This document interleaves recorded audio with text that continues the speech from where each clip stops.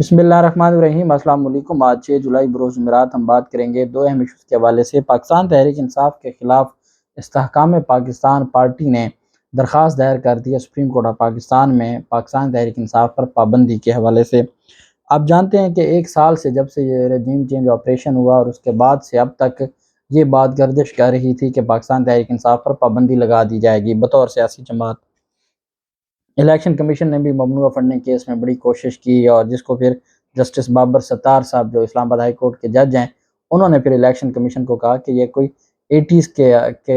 का दौर नहीं है कि आप किसी सियासी जमात पर पाबंदी लगा देंगे। और फिर वो आप जानते हैं ममनुआ फंडिंग केस का भी वो भी फारिग हो गया, जिस तरीके से तोशा खाना का इनका पूरे का पूरा जो एक तमाशा था वो ख़त्म हुआ।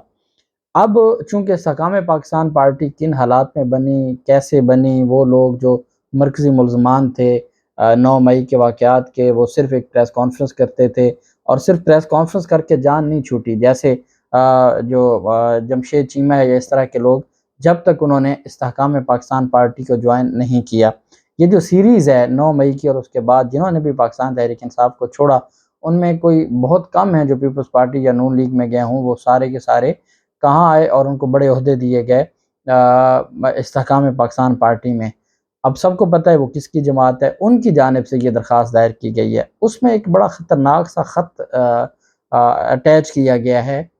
उसमें अनेक्स किया गया है वज़ारत दिफ़ा का PTI के ख़िलाफ़। वो मैं आपके सामने रखूँगा। साथ हम बात करेंगे परवेज़ इलाही की मुकदमात की तफ़सीलात से मुतल्लिक़ दरख्वास्त पर अहम समाअत हुई, उसके ऊपर भी हम बात करेंगे। पहले तो मैं आपको बताता चलूँ कि बुशरा बीबी और इमरान खान का जो निकाह का मामला था और जो मुबैना तौर पर इल्ज़ाम था कि गैर शरई निकाह है, उसको पहले एक फ़ैसला आया था 13 मई को अदालत ने ख़ारिज कर दिया था। 13 मई का फ़ैसला था और उसके ख़िलाफ़ निगरानी दायर की गई है डिस्ट्रिक्ट एंड सेशन अदालत इस्लामाबाद में। और ये जो शहरी है वो कहता है कि मैं दीन का बहुत पाबंद हूँ और मैं दीन का इल्म रखता हूँ। और जो मुफ्ती है जिसने बयान दिया था, मुफ्ती सईद, मैं उनके साथ एक बड़ा मेरा करीबी तल्लुक़ है और इस वजह से मैंने ये दरख्वास्त दायर की।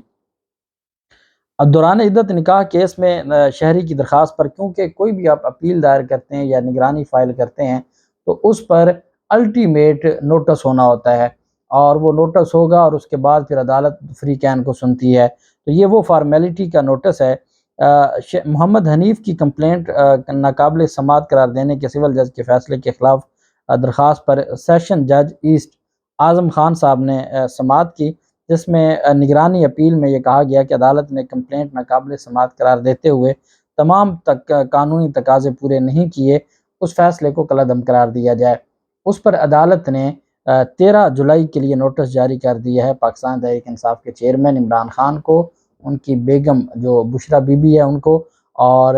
इसमें मकसद क्या है? मकसद सिर्फ ये है कि वो आएँ और वो अपने केस को डिफेंड करें। और मैंने आपको बताया कि चूँकि मजिस्ट्रेट की अदालत थी जहाँ से वो प्राइवेट कंप्लेंट खारिज हुई थी, उन्होंने अब उसके ऊपर क्रिमिनल रिवीजन फ़ाइल की है और उस पर एडिशनल सेशन जज ने जो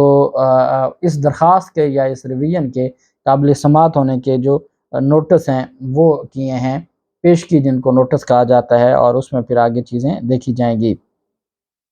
एक अहम चीज़ सामने आई है वो ये है कि 620 ऐसे पाकिस्तानी हैं जिनको 0% शरह सूद पर 3 अरब डॉलर कर्ज़े दिए गए हैं और उनके नाम भी खुफिया रखे गए हैं। ये 620 पाकिस्तानियों की लिस्ट है जिनको 0% शरह सूद पर, मतलब उनको कोई उनसे शरह सूद नहीं लिया गया, लेकिन उनको कर्ज़े दिए गए हैं पाकिस्तान के जो सरकारी बैंक हैं उनसे। और ये 3 अरब डॉलर के कर्ज़े हैं 620 पाकिस्तानियों को दिए गए हैं और उसमें ये बहुत बड़ा एक स्कैंडल है। और आज एक इजलास हुआ पब्लिक अकाउंट्स कमेटी में, तो वहाँ पर जो नुमाइंदे थे स्टेट बैंक के, उन्होंने कहा कि हम आपको इन चैम्बर उसकी लिस्ट प्रोवाइड कर सकते हैं या हम आपको आगाह कर सकते हैं, लेकिन हम आपको ओपनली नहीं बता सकते कि वो कौन से पाकिस्तानी हैं। वो कोई गरीब आदमी तो नहीं हो सकता, वो कोई आम आदमी तो हो नहीं सकता। तो गवर्नर स्टेट बैंक ने कहा कि इन कैमरा इजलास आप कर लें, इन कैमरा इजलास में हम आपको बता सकते हैं, लेकिन इस तरीके से ओपनली नहीं बता सकते। अब आप अंदाज़ा लगाएं कि 620 पाकिस्तानी हैं जो 3 अरब डॉलर का बग़ैर सूद के قرض ان کو ملا ہوا ہے اور ان کے نام بھی خفیہ رکھے گئے ہیں۔ اب یہ خفیہ نام کس کے رکھے جاتے ہیں، کیوں رکھے جاتے ہیں، یہ ہر پاکستانی بہتر جانتا ہے، لیکن اصل بات یہ ہے کہ جو ملک 1 ارب، 1.25 ارب یا 2 ارب ڈالر قرض ملنے پر اتنی خوشیاں منائے، وہاں اس کے اپنے بینک 3 ارب ڈالر قرضہ دیں بغیر سود کے، اور ہم سود کی بھی ایک انتہا پہ قرضے خود لیں، اور ہمارے بینک آگے بغیر سود کے ہمارے لوگوں کو قرضے دیں، وہ کون ہو سکتے ہیں؟ وہ آپ جانتے ہیں کہ ان 2 بڑے خاندان یا جو بڑے لوگ طاقتور ہیں وہی ہو سکتے ہیں۔ بہرحال اب یہ کہا گیا ہے کہ سارے معاملے پر تفتیش ہوگی، انکوائری ہوگی، اور اس کے بعد پھر ہم اس ساری چیز کو دیکھیں گے۔ اب معاملہ صرف اتنا ہے کہ آئین اور قانون کیا کہتا ہے، آئین اور قانون کیا اس بات کی اجازت دیتا ہے اس طرح کی جو چیزیں ہیں ان کو دیکھنے کے حوالے سے۔ اب اصل چیز یہ ہے کہ پاکستان کا جو قانون ہے وہ بڑا واضح ہے، اور وہ یہ ہے کہ آپ اس طریقے سے جو قرضے ہیں آپ نہیں دے سکتے، لیکن چونکہ ہمارے ہاں ایک نظام چلتا ہے، اور اس نظام میں یہاں تو آئین کی کوئی بات نہیں مانتا، قانون کی بات کس نے ماننی ہے، یہی وجہ ہے کہ یہاں آئین اور قانون کی دھجیاں اڑائی جاتی ہیں۔ دوسری جانب پرویز الہی کی مقدمات اور انکوائریوں کی تفصیلات کی درخواست پر فریقین کو نوٹس جاری کیے گئے ہیں لاہور ہائی کورٹ کی جانب سے۔ پرویز الہی کی جانب سے ایڈوکیٹ عامر سعید راں، انہوں نے دلائل دیتے ہوئے کہا کہ اس میں درخواست میں نگران حکومت کو، اینٹی کرپشن کو، ایف آئی اے کو، آئی جی جیل خانہ جات کو، نیب کو، آئی جی پنجاب کو، سی سی پی او لاہور سمیت دیگر کو فریق بنایا۔ وکیل نے عدالت کو بتایا کہ درخواست گزار کے خلاف سیاسی بنیادوں پر کیسز بنائے گئے، اینٹی کرپشن کے کئی بے بنیاد کیسز ڈسچارج ہو گئے، ضمانتیں منظور ہو چکی ہیں، ضمانت منظور ہونے کے بعد نامعلوم کیس میں دوبارہ گرفتار کر لیا جاتا ہے۔ پرویز الہی کے وکیل کا کہنا تھا کہ سرکاری ادارے کیسز اور انکوائری کی تفصیلات فراہم نہیں کر رہے، عدالت سے استدعا ہے کہ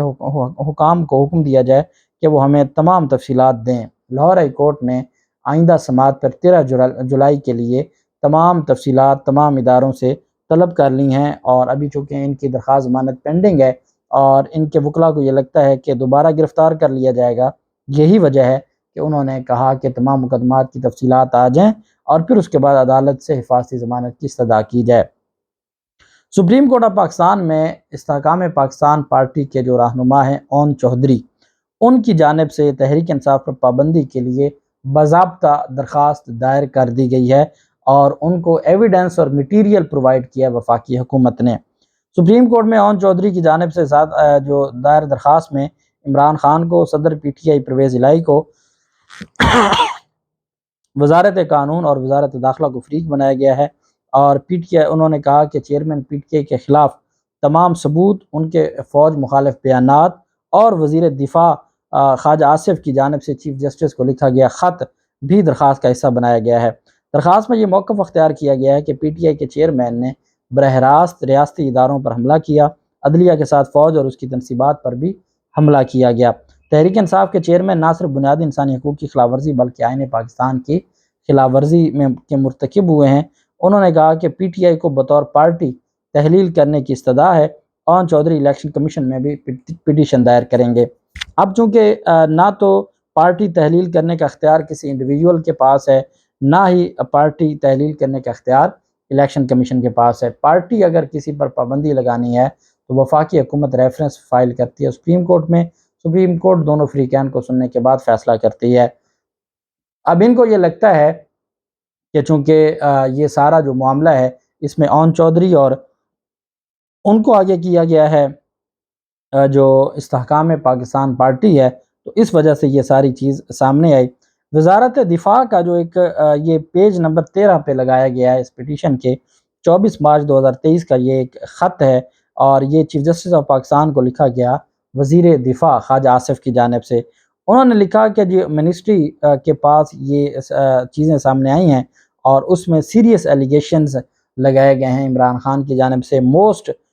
senior officials of armed forces, Imran Khan کی جانب سے جو پاک فوج کے سینئر افسران ہیں ان کے اوپر الزامات لگائے گئے ہیں، اور انہوں نے جو یہ اپنے آفیشیل جو چینل ہیں، ان جو یوٹیوب چینل ہے یا مختلف ان کے فیس بک کے چینلز ہیں، ان کے ذریعے انہوں نے اسٹیٹمنٹ دی ہے، اور یہ جو میڈیا کے ذریعے بھی اور مختلف چیزیں ان کے ذریعے پاک فورس جو آرمڈ فورسز ہیں اس کو ادارے کو ڈیمیج کر رہے ہیں اور ادارے کو نقصان پہنچا رہے ہیں Imran Khan. perusal of the statements attached here with Annex 1 reveals that threatening language towards military officials and their families has been used with intention to provoke element of hatred and disrespect among the public against them کہ جی فوجی افسران کے خلاف یا بطور ادارہ ان کے خلاف نفرت پھیلانا اور ان کے خلاف جھوٹے الزامات لگانے سے عوام میں ان کی عزت کو کم کرنا، ڈس ریسپیکٹ کرنا اور ان کے نفرت بڑھانے کا کام کر رہے ہیں عمران خان۔ اور انہوں نے کہا کہ the ministry has asked me to bring this sensitive matter into your kind notice, کہ آپ کے کائنڈ نوٹس میں لایا جائے یہ معاملہ chief justice of Pakistan as being head of judicial organ of the state the instant matter requires your kind consideration, کہ یہ جو معاملہ ہے یہ آپ کی کائنڈ کنسیڈریشن جو ہے وہ طلب کرتا ہے کہ آپ اس پر ہر صورت اس کے اوپر اس معاملے کو دیکھیں۔ اب یہ جو لیٹر ہے یہ اب سامنے آیا ہے۔ جب وزارت دفاع نے یہ letter chief justice of Pakistan کو لکھا تو کسی کو نہیں پتا تھا کہ ایسا کوئی خط لکھا گیا۔ اب یہ خط کی کاپی دی گئی